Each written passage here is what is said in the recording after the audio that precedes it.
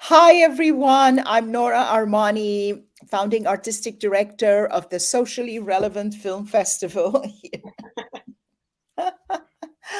And this is our 10th anniversary edition. Today, we are hosting on our Meet the Filmmakers regular sessions on our YouTube channel, the filmmakers who are screening only online. Unfortunately, we have a huge number of films that are excellent films, and we cannot, not show all of these films, but we have a limited number of in person physical screens. Therefore, a good number of films had to be only screened online. There are certain reasons why some films go online, others go in person. I'm not going to go into that now. Mainly, it has to do with the capacity of actually attracting an audience in the cinema. As you may have guessed, it's real estate is very expensive in New York City, and we cannot afford to have a cinema with a few people sitting and watching in there. So we have to make sure that films are attended properly. Also, the online section offers an opportunity for films to be seen all over the world internationally. Is something we discovered when COVID came, and without any prior notice, we had to suddenly shift our gears and go online.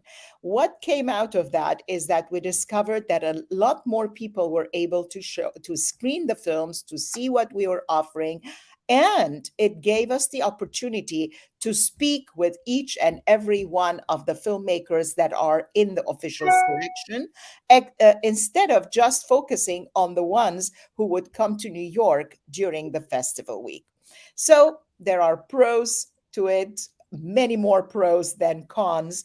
I don't think there are any cons here. So I am also would like to, on this occasion, announce that we have extended the online section of the festival by 1 week. It will go until April 7th now, instead of ending tomorrow, which was supposed to be the case, to allow more people to sign in, and also to allow our industry partners to go in there and pick some films that they might be interested in for distribution.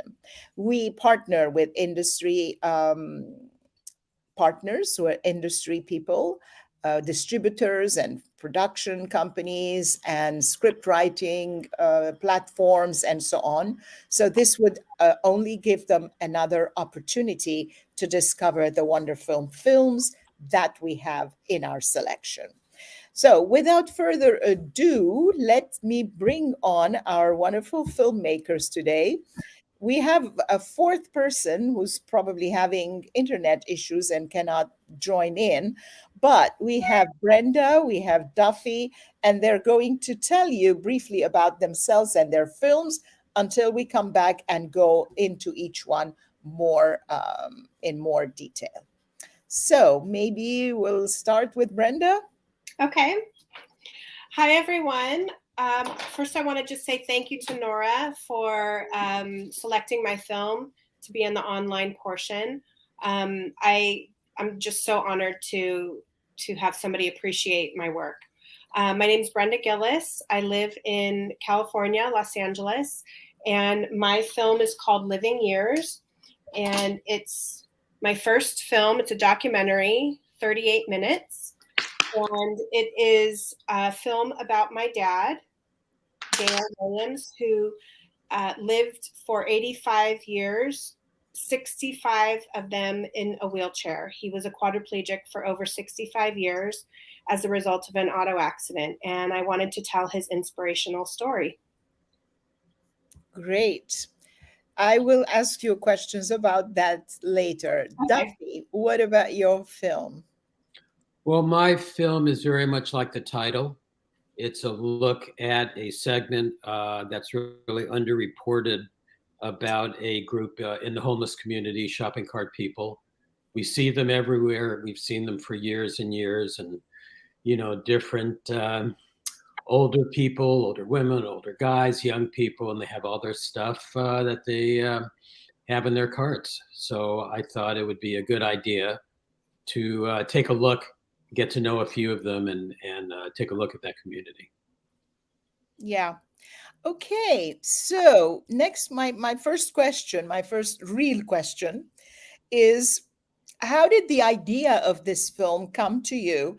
And how long did it take you from actual getting the idea to actually making it happen on film? Brenda. Okay. So my obviously I grew up with my dad, and as a teenager, well, as a kid and a teenager, I, you know, didn't treat him with the utmost respect, or even have a great appreciation for how much he was able to accomplish in his life from a wheelchair, and all of the things he was so independent, being able to do things independently.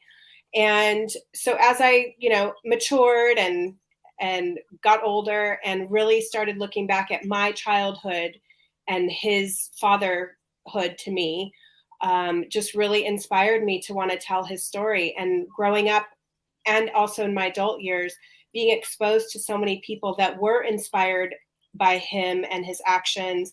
He was very involved in the disabilities community, and he was an activist for the rights of the disabled community. And that was on top of having a career and raising a family. And I just really thought his story could be inspirational for those that are struggling, whether it's physical or mentally or just in life in general. And unfortunately, we lost him this past July, but I hope that his legacy will live on through this film. So I connected with a friend of mine from high school who's a filmmaker, a documentarian, pitched him the idea, and we started shooting and started filming interviews and just getting footage. And luckily, my family really had a lot of documented footage from my whole life and from his whole life. And so we were blessed to have a lot of footage, historical footage, which made things a lot easier in some respects when you're trying to tell a story and document sort of a timeline. It really helps to obviously have the images that can connect with the storyline. And I just really had no experience. This was my first film, and I was so blessed to be with a friend of mine that had the experience. So he held my hand and walked me through it, and so really from start to finish, it was just over 3 years. A big part of the delay was during COVID, and not that we had already finished filming and everything, but that was during COVID was kind of during our editing period.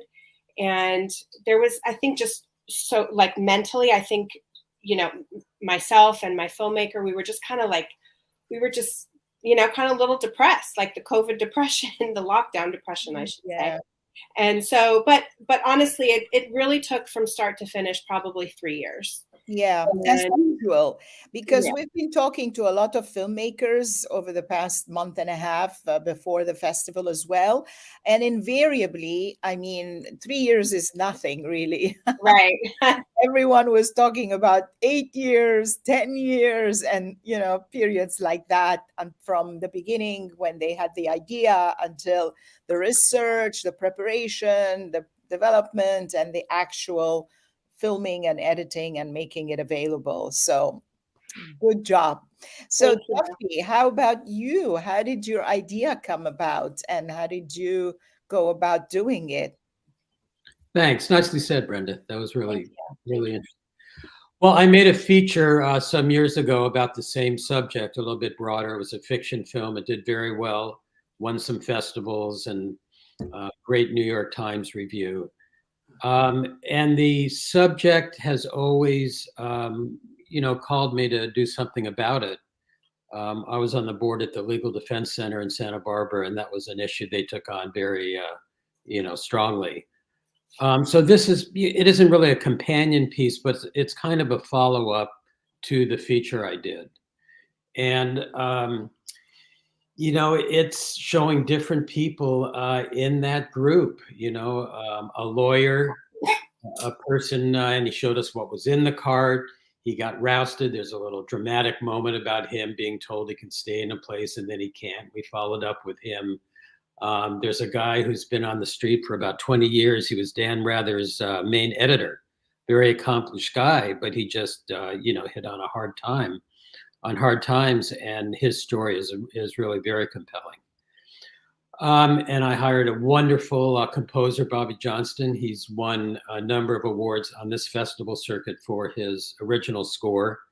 And Shopping Cart People has done well too. It's been shown in quite a few countries and a number of festivals.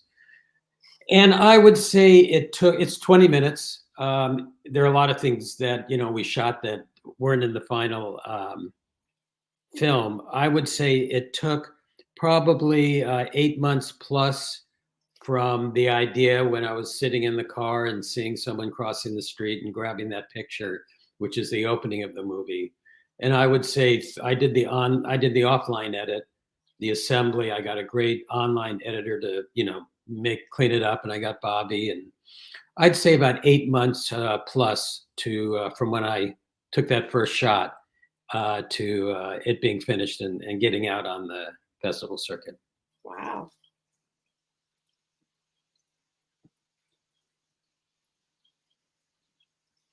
Nora, I think you're muted. What I've been noticing by interviewing all the different filmmakers, especially in the documentary section, because this is what we're talking about today, is that a lot of times the topic or the idea of the film had something to do with their own personal experiences. And it comes from a very personal or deep place, like, you were sitting in your car and then this man crosses the street in front of you, and suddenly it makes you think.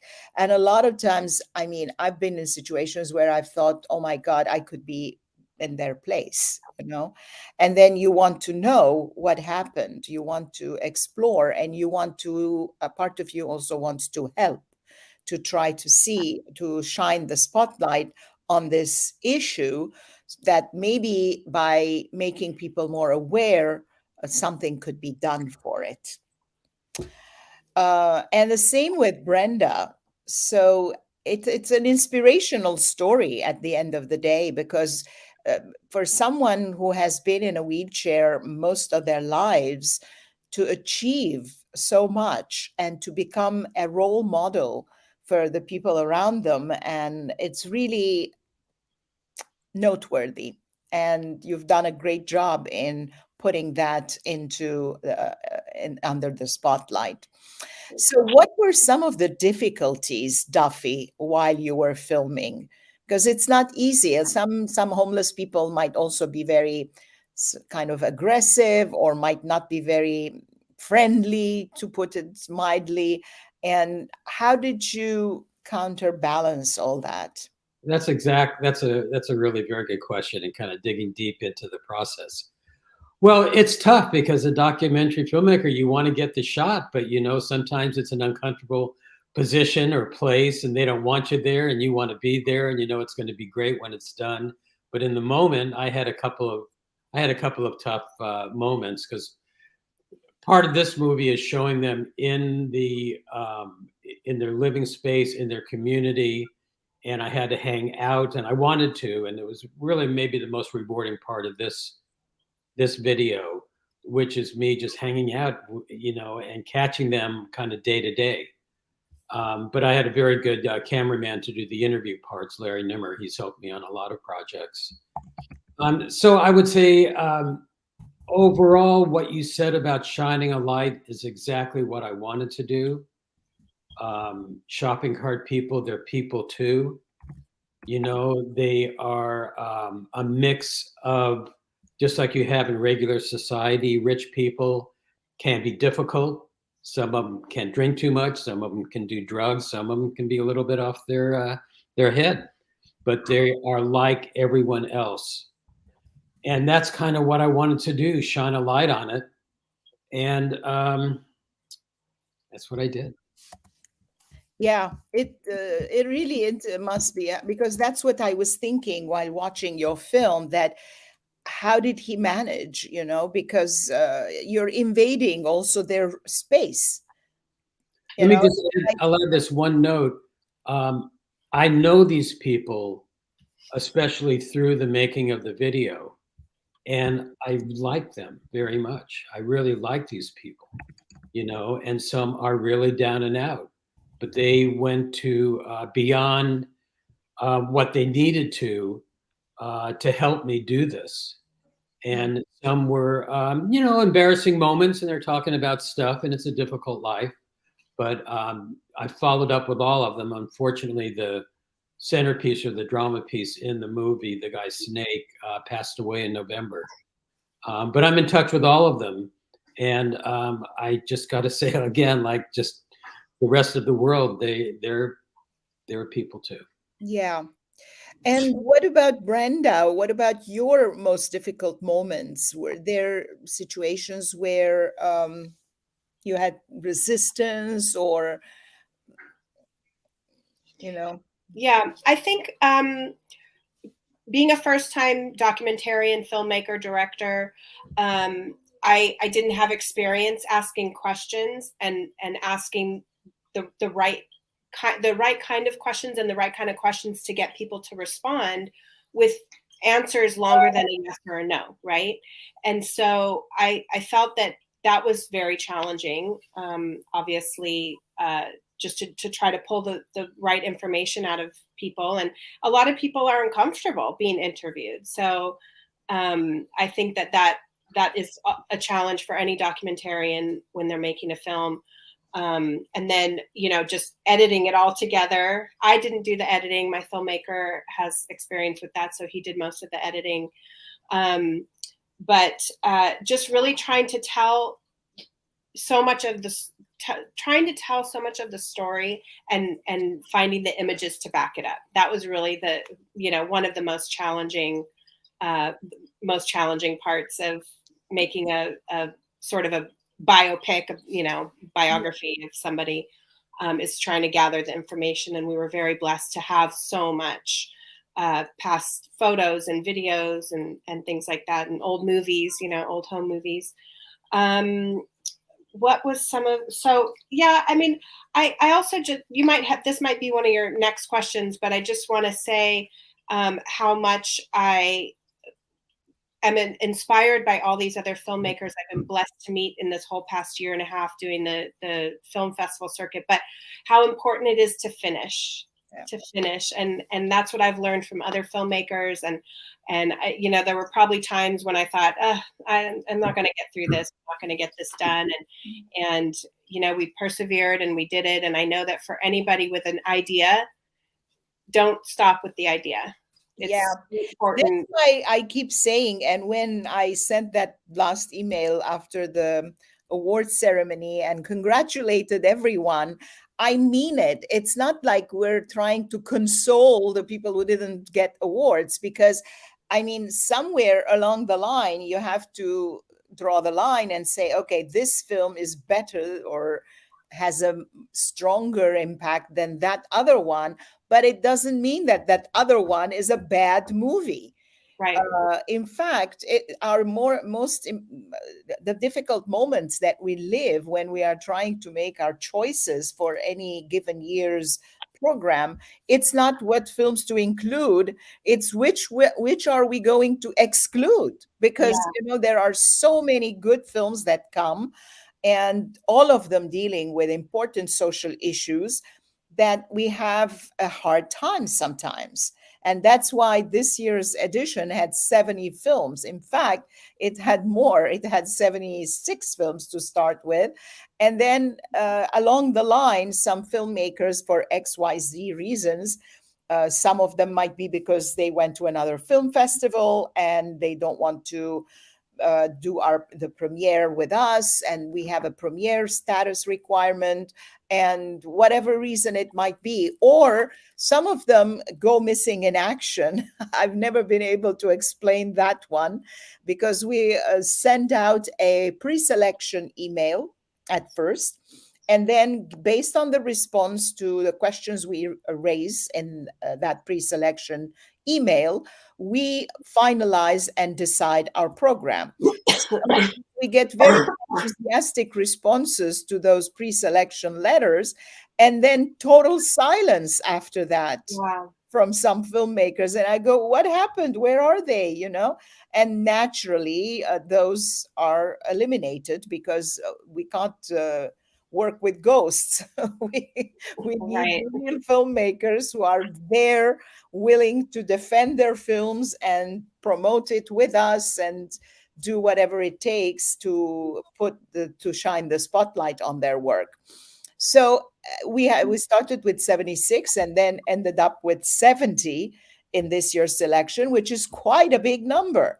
And I had decided that we don't want to expand that much because we want to focus more in depth and give each film that is in the selection their share of promotion and being able to bring them to the attention of our industry partners, whether it's for distribution or streaming or anything like that.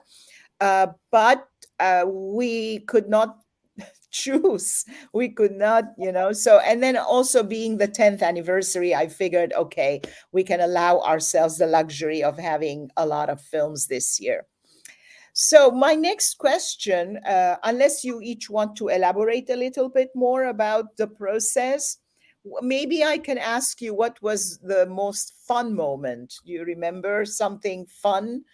Maybe. I can answer. I can answer that. I think for me, because this was such a heartfelt, personal story, it getting the interviews from my dad before his health really declined was integral to this movie and to being able to tell his story. His interviews were pretty strong at that time in the very beginning, but there was so much in asking him questions that I didn't know, that you just kind of grow up as a kid and you just think you know all this information about your parents and your background. And, just in asking so many questions and getting so much detail about his life was really enlightening for me. And it made me even more connected to wanting to tell his story, because the more details I found out that I thought I knew or maybe didn't know, were really, impacting me in the story, even though I grew up in it. There was just so much more to know. And so when I tell other people about the film or other filmmakers, I say, my one thing that I learned is make sure that you ask questions. Yeah. And you ask questions to all your family members or even your friends. Just ask questions. We've lost that art of asking questions. And we've also, unfortunately, lost the art of listening. And so that's another thing I learned making a documentary is you have to ask the question, but then you have to be quiet and hear the answer, because you can't cross talk. And so that was a really good skill that I learned. I felt I learned a lot more of. But yeah, I really just want to tell people, just document. You don't have to get it on camera, but just ask questions of your family, because those memories, if not documented somewhere, either on film or in writings, they're gone forever. And it's so important. We can't move on in our lives without knowing where we came from. So yeah, absolutely. It's part of our identity. It's that what binds you to our past. It's not because we want to dwell in the past, but because knowing where you come from will be the guide as to where you're headed. So very, very important. Exactly. What about Duffy? Did you have funny moments or fun moments? Well, it's a sad but hopeful topic. And I think there's a sequence where the homeless all get together near the beach in Santa Barbara. And it's kind of a picnic scene and they're taking care of themselves. And, it's a tough life, as we show, but it's a tough life. Yeah. And so I got the video, I showed it to the composer, Bobby Johnston, and he came up with something that was good, but it wasn't what I was really hearing. I was hearing something more because everybody's a little bit older, and I was hearing something more like the Mamas and the Papas and that era to go with the video. And he went, okay, hold it. We were on FaceTime or Zoom. And he went into his other studio, grabbed something that was the beginning of a project, brought it back, played it. And then he added, if you have a chance to listen to it, he added the la la la's and the kind of double up the singing. And it was just perfect for it. And so it was, in a word, very fun. So that's great. It's a moment of synergy in the collaboration that, Absolutely. gives you a lot of satisfaction. And despite all the problems that you encounter, that moment makes you say, wow, this is really cool. So, That's right. And it gave a lift to the movie where it needed it because it's a serious subject and we're talking about hardship and death and all these kinds of things. And all of a sudden you got a picnic and you got the beach and you got people, having food. And then you got this wonderful score. And music is just so important in all Yeah. our videos. in everything, yeah. Lifted it up. Also, it's important to show that, yeah, I mean, that's another point that we always like to make. Like our films, we get a lot of times accused of the fact that all our films are so heavy. They're dealing with terrible social issues and things. It's so depressing. And I go, yes, it's true, but we make sure that we always bring the topics. We always find the films that deal with the topic, but also have a element of hope in it, and Yeah. Yeah. an upbeat element, something that shows the light at the end of the tunnel. And it's not just about how horrible this world is. It's also about, look, what can be done, or show the way out of a certain situation. So, in that respect, it's very important to show the other side of the coin. Yeah. And it's true, you're homeless and it's terrible and all that. But also, in the middle of all that, a society is formed, friendships are formed, people go have fun, go Yeah. to picnic, and, it's different kind of lifestyle. Yeah. And it's important to show those people, because then it breaks the stigma Yeah. Yes. against, and the prejudice that we have against anything. It's not Yeah. only homeless, against LGBTQ, against Black, Indigenous, people of color, and this and that. We show everything in this festival. And that's why we believe that by learning about the other, knowing about the other, is the first step towards acceptance, um, love, and community feeling. So, next question: how did you learn about the Socially Relevant Film Festival, and what brought you to us? Um, uh, so obviously, my film has to do with a few different topics: disability, activism, has to do with family, has to do with independent living with a disability. So my film kind of covers a lot of things. But on Film Freeway is how I found Socially Relevant Film Festival, and I really streamlined and really picked film festivals that had the opportunity to be able to show my film or have it in their lineup based on the topic, And so, I was submitting to disability film festivals, awareness film festivals, things of that nature. And so that's how I found this one, and I thought that it was a good match for my film. Yeah, A good home for my film. no, it's very important to do that. I keep saying to our filmmakers, 90% of the time, that's the case. But every once in a while, we get a few films that have nothing to do with our Right. guidelines. They're not even socially relevant. They're full of explosions and murder and guns and you name it. And I go, I'm Right. sorry, this is not the horror film festival. They didn't read. So, Yeah. so anyway, Yeah, definitely. It's important to make the right choice, and lengthwise as well. It's very important. That's a question I meant to ask you. Why did you do a 38-minute film? So my filmmaker, with his experience, knew the sort of the guidelines and the different categories of films and film festivals, and he just we it was a balance, with the documentary. You don't want it too long to make people bored, and I have gotten a few comments from people that they would have liked it to be longer. There I wanted There were some areas in the film that I thought could be expanded, um, expanded on the information.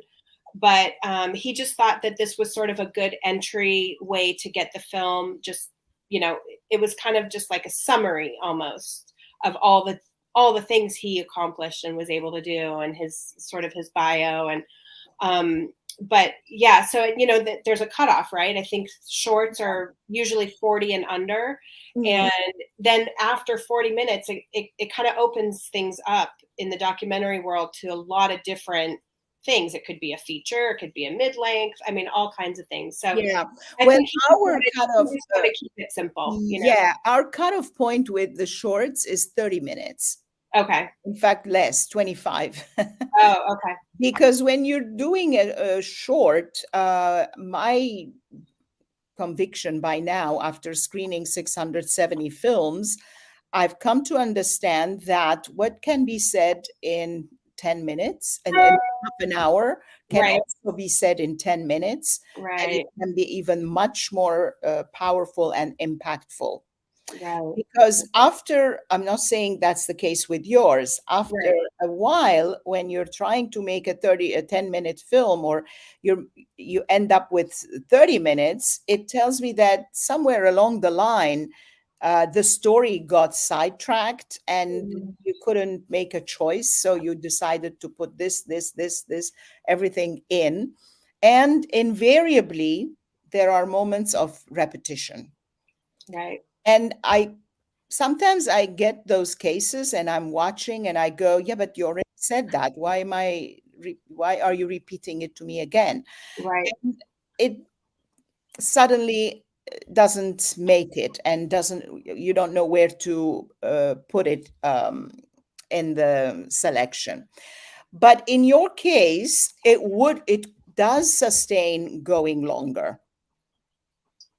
Yeah, I would have liked it to have been longer, but um, maybe someday it might get put into a different format of some Yeah. kind, maybe Yeah, a you can feature of still some kind. Or, expand. Yeah. yeah. With a bit of a distance, after a while, you'll see different things in it and you might want to revisit it. I have Zivar, who has been able to finally get her camera to work, I guess. So we'll bring her on. Yay. Yeah. Zivar, Oh, uh, I can see you in the green room, but I can't see you on the screen. Oh, she disappeared. That's very difficult.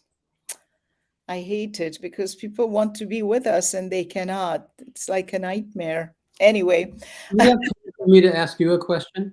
sure. I've didn't make films for a while, but I did about 20 years ago. And at that time, there were a number of film festivals, a lot of really well-known ones, but not a lot of regional or small ones. But coming back to it in the last few years, and this is, my second or third in this period of time, ending the latest was the shopping cart. There just seems to be thousands. I'll tell you why. Well, why? But also, what do you do in a world like that? Yeah. It's so different, and it yours is an important one, but there are a lot that aren't. So how do you negotiate that? Well, first of all, back then, like 20 years ago, we didn't deal with films that were short, that could be put on a USB stick. I have been around when I was curating film festivals, when we were dealing with 35 millimeter, film copies, which are very heavy. expensive to ship, and you need to have the funds to be able to ship those copies back and forth. So putting together a film festival meant huge amount of expenses just to for film copy traffic, Right. which was a huge deterrent. I mean, you couldn't just three people get together and say, okay, let's make the Traffic Jam Film Festival, or let's make the Glass of Water Film Festival. We'll bring all the films in which a glass of water is featured, and the story goes around that. Uh, People become a little bit, but and also, let's be honest, a lot of film festivals out there don't even screen anything. Wow. You mean they just have a jury and give prizes and that's it? Absolutely. Right. Right. It's sad truth, because a few years ago, before COVID, we had a group of film festival group that got together regularly, and we spoke. And a lot of times the discussion went around the fact that festivals that didn't do in-person screenings were not to be taken seriously. Right. Right. Because the whole idea is to bring together into a live experience, and people network, talk to each other. A filmmaker gets immediate reaction to their films, get Q&A, and so on and so forth. But when COVID came and everybody had to go online, suddenly that fine line was distracted and equalized between everybody. So everybody, like the film festivals that went only online, said, you see, we were there before everybody. Right. So as a result, people saw, whoever had access to any streaming platform went Right. ahead and formed a film festival. And they make a little money on it, maybe. Absolutely. Yeah. And they make, if you look at different other film festivals, ours is not like that. You have 10,000 different categories. Yeah. Right. That are screened by whatever, that type of this, and the student thing, and that thing, and this thing. So, and they are encouraged. A lot of filmmakers are encouraged to submit in more than one category. Right. They are paying in each one. Yeah. Which is perfectly fine. I have no objection to that if you are offering the service in return. Right. Right. That's why our festival gets so much the raves, the raves from the filmmakers, because we focus on the filmmaker. I am a staunch believer that the filmmaker is the most important element in this entire exercise. I myself am a filmmaker, and when I submit my film to festivals, I expect to be have communication with them on a regular basis. When I ask a question, to be responded to right away, and also to have my film screened, given me an opportunity to express myself about it. And that's why we do these talks, meet the filmmakers. We do if you were in person, then we do also the networking sessions. We had 3 happy hours with the filmmakers in person, so that they have an opportunity to talk to each other, get to know each other, and also do the Meet the Filmmakers online sessions. So, yeah, I mean, and also you have to look carefully to see how long the festival has been around. Do they Right. screen in person or not? Um, what kind of categories they have, what prizes they give, and more or less, what is the mission? What are they focusing on? Right. And you think eventually the public will be able to kind of discern between the ones that are relevant and do those kinds of things versus the ones that are just out there online, maybe not even screened, just a little bit of, we'll get some submission money and we'll give you a laurel leaf and That's it. Yeah. That's it. Well, of course. I mean, the audiences that come to the film festival, we have a very well-developed audience that has been around with us for 10 years now, and they come out. They come out to the films. It's a So strange new world of film festivals. It's a little discombobulating to me right now. yeah, it is. It is. But you need to really take your time and not submit left, right, and center because A, it costs a lot of money. B, it doesn't serve your film to have it in the wrong film festival. But I won a couple of early ones in this, and now I hate to use the word bombarded, but every day, 65% discount, Yeah. almost free. And I don't absolutely, there are just so many. I just don't understand what, the value is right now and how hard it is to, I mean, I know the famous ones and I know kind of which ones not to do, but it's not even money at this point. I don't know what it is. Yeah, I don't know. I'm going to give another try to add Zavar to the stream. I am doing add to the stream and nothing is happening. So I really don't understand what is happening from your end, Zavar, that we do not see you. You see the screen? I can't hear you, of course, because you're in the green room. I can see your image, but when I am bringing you onto the screen, I am not being able to see you. So instead, I'm getting a black screen. So I really don't know what the solution is.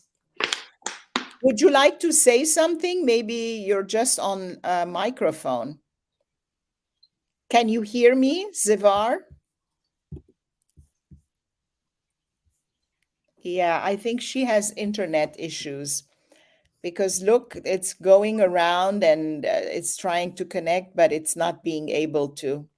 Is she in America? No, she's joining us from Iran. Wow. Well, there's a lot of trouble there right now. Sure. That's right.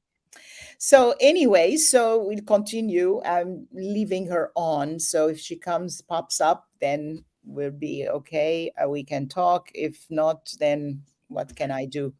So the next question is, what is your next project? What are you working on right now? Who wants to go first?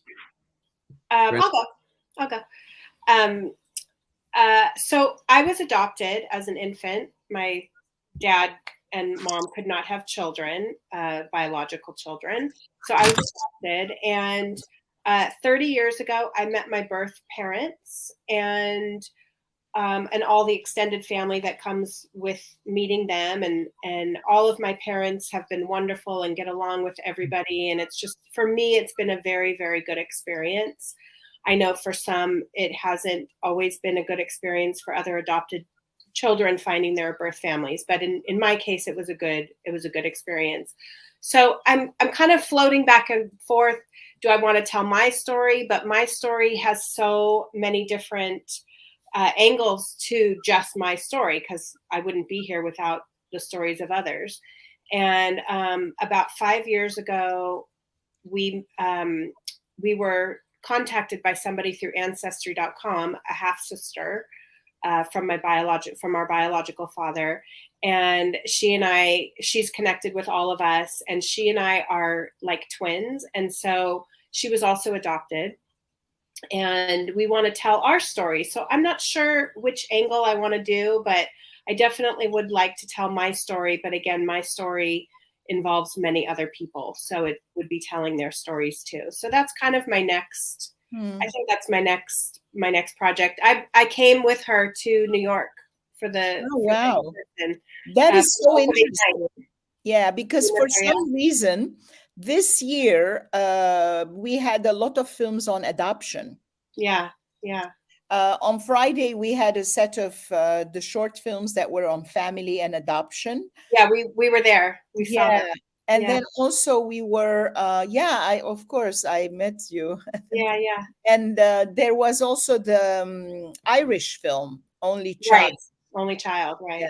Right. Very, very interesting. No, Yeah. I think these stories deserve to be told because a lot of times adoption was something people didn't want to talk about. And, but a lot of adoptees are now seeking out their birth families and biological parents, and it's fine. Everybody's okay with it. But it's a very fascinating story to see where you're coming from, where how Right. it all happened, and so on. Well, and now through with ancestry.com and 23andMe, it's opened up a whole nother world for Yes. even for children that were artificially inseminated by sperm donors. So that's opened up a whole nother additional, just Yeah. beyond just us little adopted kids. But Last year we had a film on that oh, topic. really? Yeah. Yeah, it was so funny. It was this man who never got married, but he kept donating sperm, and then these gay women wanted to have a child, so they went to the bank, they got his sperm, and then for some reason his mother kept saying, I need grandchildren. I need grandchildren. You should get married. But the guy was gay and he didn't have any intention of getting married soon or having his own children. So one day, I don't know how everybody connects to each other. He throws a birthday party for his mother, who's turning 80. And then all these kids come and they look all alike, and they are all Oh, his kids from various donations left, right, and center. oh wow, that's so So crazy. it was a very interesting documentary from Germany. Wow, What wow. about you, Duffy? Your next project? Well, all my projects seem to be kind of politically oriented towards something that has to do with that. And I'm working with a co-writer. We've been on it about 6 or 8 months. It was going to be a short fiction short fiction film, because mine are usually nonfiction. But it's just kind of grown, and the impetus or the beginning of it was the kids after Chernobyl started having dreams, and they were mixed up with the radiation and the fear of war and all of that, and just moving that into what's happening today in the world. Mm, Also when I was a kid in '62 and the missile crisis, yeah. there were a lot of people that took that to heart and were really scared, hiding under the desk and in shelters and all of that. Well, I think there are people today when Russia says, look, we are going to nuke your country. We But are we going. don't have to wait for Russia to nuke our country. I think Americans are nuking themselves well enough with all the gun violence. Well, right. That's another movie. Let's talk about that first before we are scared that somebody else out there, which is what we have been brainwashed to think, that somebody will come and nuke us.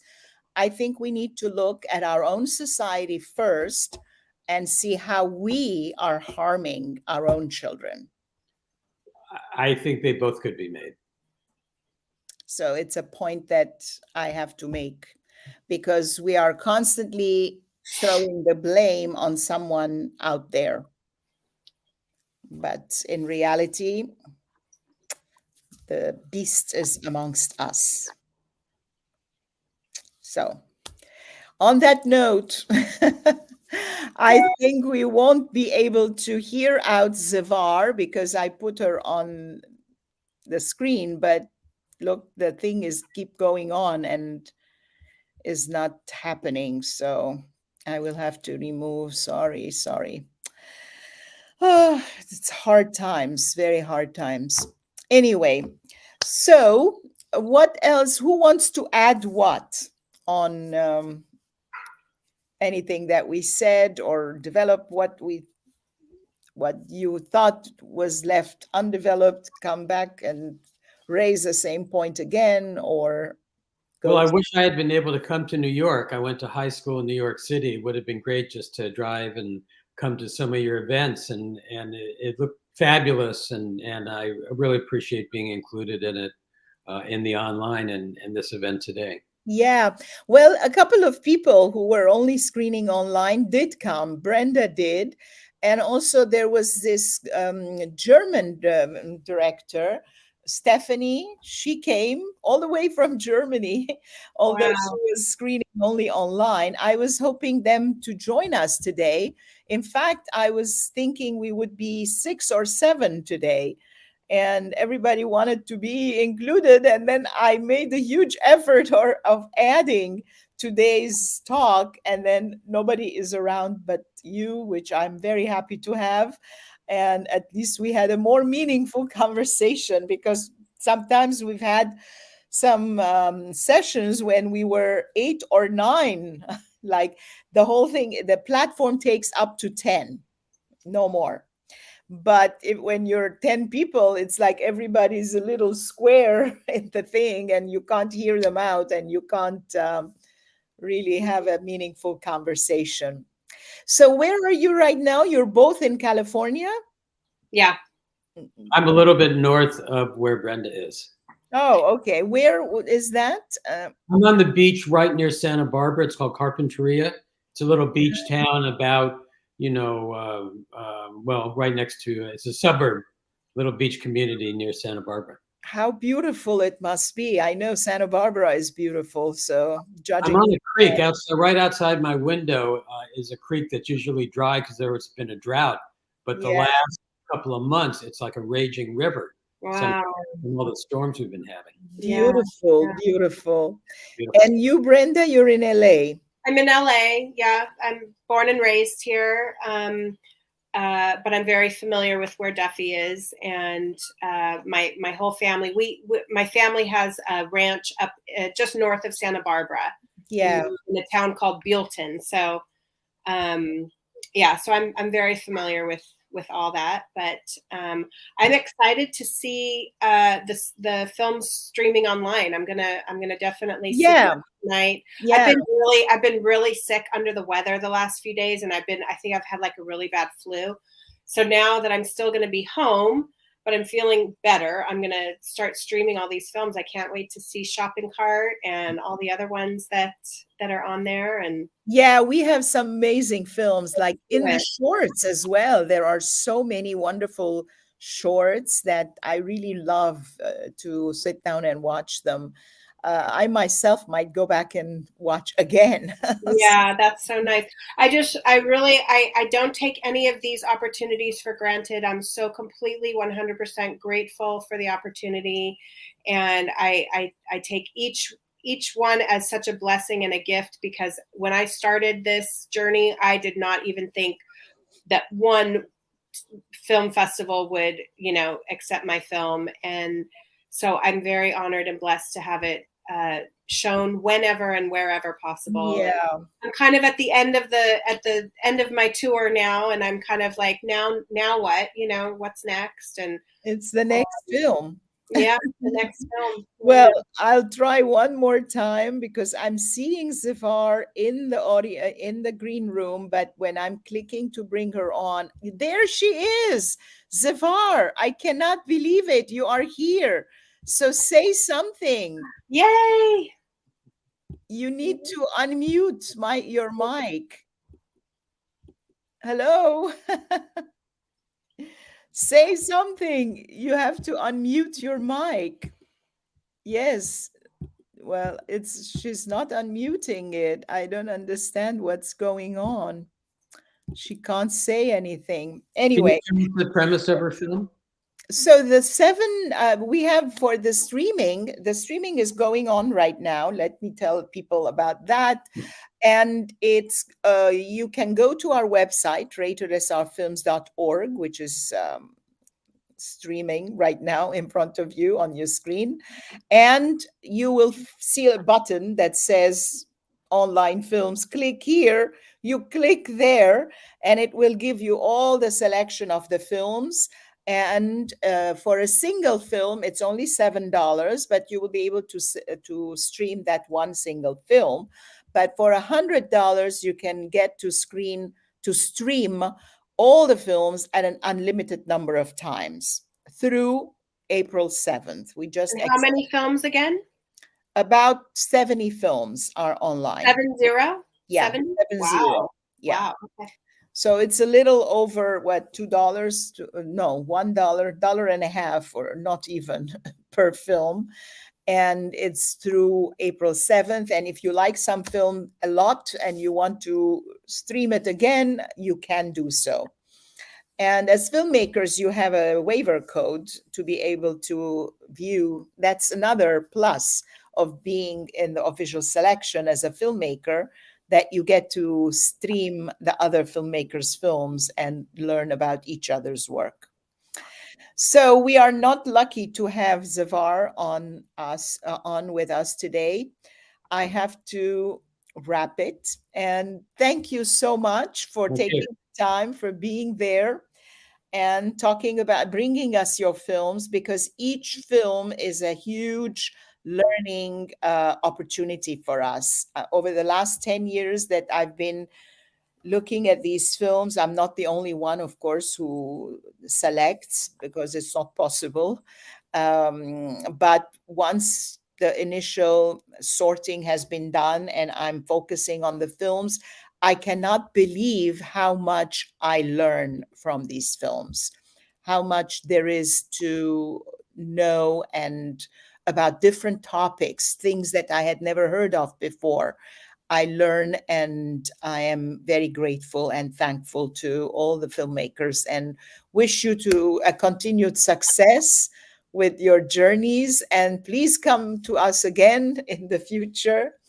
And there you go, Zivar, talk, say something, at least before we go. Hello. Hello. Can you see us? I don't know if she can see us. She's a long way away. Yeah. But anyway, we tried our best. And I am going to stop this banner so we get bigger picture. So Zivar, can you hear me? I don't know if she can even hear me. Doesn't look like it. No. She's frozen. Yeah, she's frozen and the mic is anyway, but at least we can see her. All right. Thank you all. I'm going Thank to end the you. broadcast now, and we can talk after the broadcast has been ended.